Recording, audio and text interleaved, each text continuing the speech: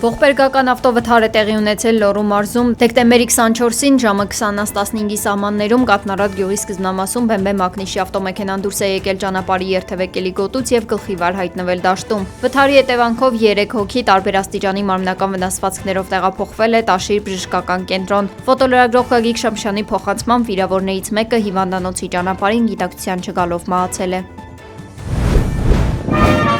Պաշտպանության նախարար Սուրեն Պապիկյանը այցելել է ՊՆ ուսումնական զորամաս։ Այցի ընթացքում նախարարը ծանոթացել է զորամասի պայմաններին, մասնակցել նորակառույց ճաշարանի բացման հանդիսավոր արարողությանը եւ ճաշել զինվորների հետ, անձամբ ծանոթանալով նրանց ծննդակարգին ու սպասարկման որակին։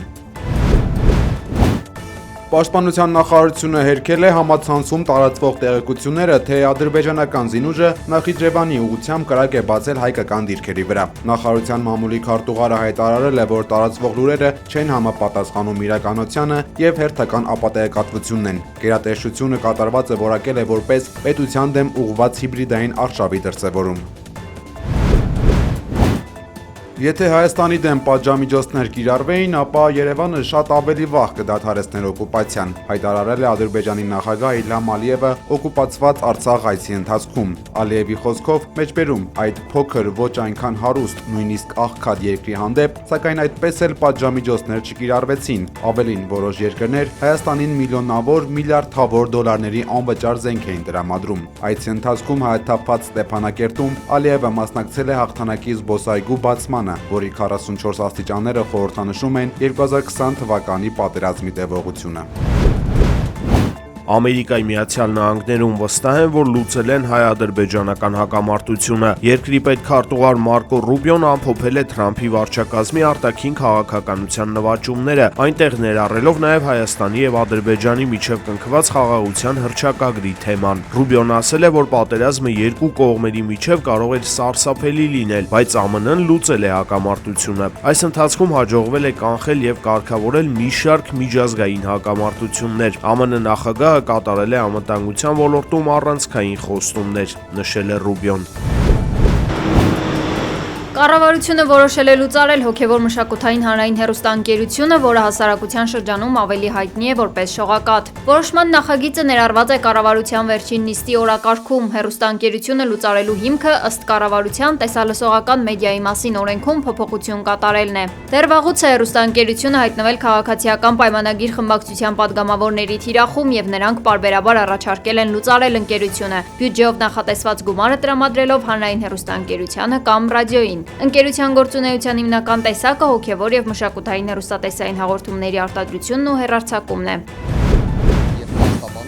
Ազգային բարերար Սամվել Կարապետյանի փաստաբանական խմբի անդամ Արամ Վարդևանյանը տեղեկացրել է, որ պաշտպանական կողմը վճռաբեկ դատարան բողոքներ է ներկայացրել վերաքննիչ դատարանի դեկտեմբերի 11-ի որոշման դեմ, որով անփոփոխ էր թողնվել Սամվել Կարապետյանի կալանքի որոշումը։ Փաստաբանը նշել է, որ վճռաբեկ դատարանի հակակոռուպցիոն պալատի դատավորների դեմ ներկայացվել է նաև կարգապահական վարույթ հարուցելու հաղորդում, դատարանի գործողությունները որակելով աբսուրդային։ Ըստ Վարդևանյանի, Սամվել Կարապետյանն արդեն 6 ամսից ավելի գտնվում է ապօրինի կալանքի տակ, որը կրում է քաղաքական պատվերի բնույթ, իսկ դատարանի կողմից մատնանշված քննչական ինտենսիվությունը իրականությանը չի համապատասխանում, քանի որ որևէ գործողություն այդ ընթացքում չի իրականացվել։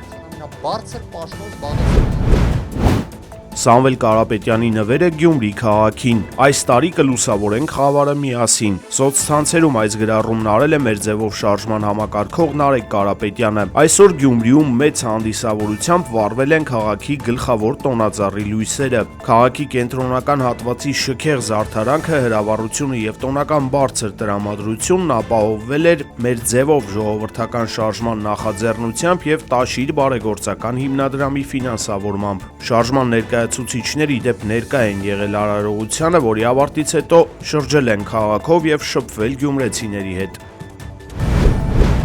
Հայաստանում 2026 թվականի խորհրդարանական ընտրությունները ամենայն հավանականությամբ տեղի կունենան հունիսի 7-ին, թեև ընտրությունների օրը պաշտոնապես նշանակում է հանրապետության նախագահը, բայց ըստ օրենքով սահմանված ժամկետների հունիսի առաջին կիրակին է համապատասխանում այդ ժամկետներին։ Կենտրոնական ընտրական հանձնաժողովի նախագահը ասել է, որ 2026-ի ընտրությունների մասնակցող ուժերի ֆինանսական թափանցիկությունը ապահովելու համար նոր ժամանակակից գործիքներ են կիրառելու։ Կներդրվեն նաև մոնիթորինգային ծրագրեր հաստարկված հսկողություն սահմանելու համացանցում քարոզչության նկատմամբ։ Հնարավոր է արդյոք մոլդովական սցենարի կրկնություն Հայաստանում եւ ԿԸ-ն չգրանցի ընտրություններին մասնակցել ցանկացող որոշ քաղաքական ուժերի, հարցրել են ԿԸ նախագահին։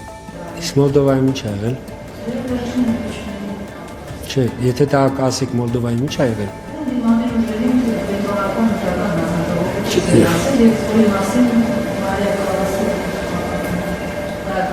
Հարգելի լրագրող, մի խնդրանք։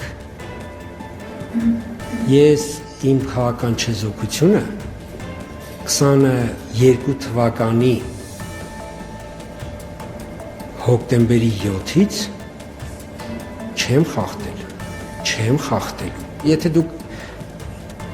սկսեք այնտեղ, այսպես ասենք,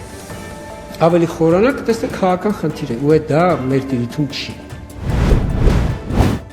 Վարչապետ Նիկոլ Փաշինյանի գլխավորությամբ կայացել է հակակոռուպցիոն քաղաքականության խորհրդի նիստ, որի ընթացքում քննարկվել են նախընտրական քարոզչության սահմանափակումների ուղեցույցը եւ կուսակցությունների մասին օրենքում նախատեսվող փոփոխությունները։ Արդարադատության նախարար Սուրբ Գայլյանը ներկայացրել է պաշտոնյաների ու տեխնացուների քարոզչության մասնակցության կանոնները, կուսակցությունների ֆինանսավորման թափանցիկության եւ բարեվարկության մեխանիզմները։ Փաշինյանն առաջարկել է օրենսդրորեն սահմանել, որ կուսակցություններն ունենան բարեվարկության հարցերով զբաղվող հատուկ պատասխանատուներ կամ մարմիններ, ինչը թույլ կտա խուսափել խախտումներից, որն էլ իր հերթին կնպաստի քաղաքակիրթ քաղաքական գործունեությանը։ Վարչապետը շեշտել է, որ սահմանվող կանոնները պետք է ոչ թե թակարդ լինեն, այլ օգնեն կուսակցություններին գործել բացառապես օրինական դաշտում, կարևորելով նաև պատշաճ իրազեկման իրականացումը։ Մասնակցելու ենք հաջորդ տարվա ընտրություններին նոր ուժ կուսակցությունով։ Երևանի նախկին քաղաքապետ Հայկ Մարությանն այս նորությունը հայտնել է Facebook-ում կարճոլովակով։ Նա նշել է, որ իրենք կունենան համագումար եւ կներկայացնեն արդեն իսկ գոյություն ունեցող նախընտրական ծրագիրը։ Մարությանը սակայն չի մանրամասնել ընտրություններին մասնակցելու են առանձին, թե դաշինքով։ Դեկտեմբերի 17-ից 23-ը փոշու պարունակությունը գերազանցել է սահմանային թույլատրելի կոնցենտրացիան կենտրոն վարչական շրջանում։ Երևանում մթնոլորտային օդի որակի վերաբերյալ հիդրոօթերևութաբանության եւ մոնիթորինգի կենտրոնի հրապարակումը նաեւ տեղեկացնում է, որ Արաբկիրում եւս փոշու պարունակության սահմանային թույլատրելի կոնցենտրացիան գերազանցվել է, բայց դեկտեմբերի 17-ին եւ 22-ին։ Շենգավիթում եւ Նորնորքում ամբողջ շաբաթվա ընթացքում փոշու պարունակությունը չի գերազանցել թույլատրելի կոնցենտրացիան։ Уважаемые коллеги, добрый день.